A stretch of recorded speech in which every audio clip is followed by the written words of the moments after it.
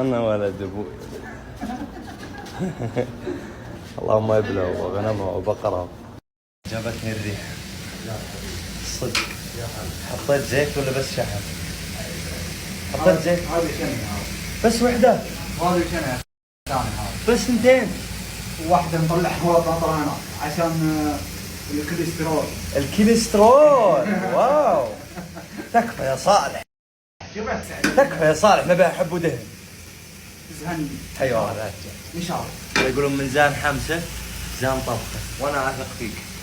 يلا بروح اتابع الشباب واشوف من يفوز من يخسر، وانت اعطيك مهمة طارق. يلا خذ الشاي يزل نحكي.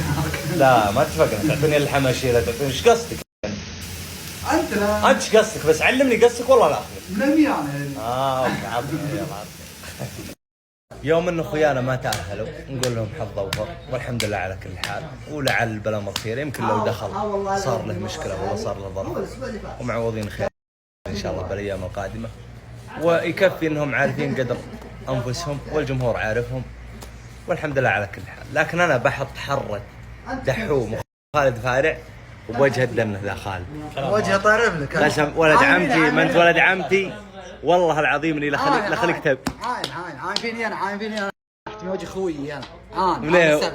كتشوف ولا فعل، كتشوف ولا فعل. الميدان يا حميدان. ابكنا مقابل شيخ من شيوخ مطير ابو فهد.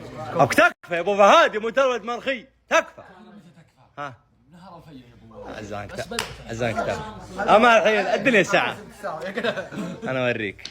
اما بتسيتك ما اكون عبد الله. انا باتسي والله لا بتسيك. انا بتسي من عام 2012. بتسيتك ولا لا؟ حق الضيف حق الضيف حق الضيف حق الضيف. ايش والله ما عليك ذوق. ولد لا تصير طيب معهم يا ولد. يصلي بيخسرها على نفسه. والله العظيم. يعني هذه حقت قبل العشاء. حقك احنا 1-0. الطافه 1-0. سجل بالدفتر 1-0. اسمع نظرني.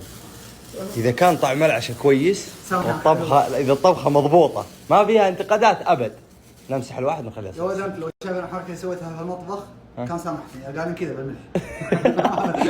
الله يكثر خيركم، يجود عليكم ما شاء الله تبارك الله.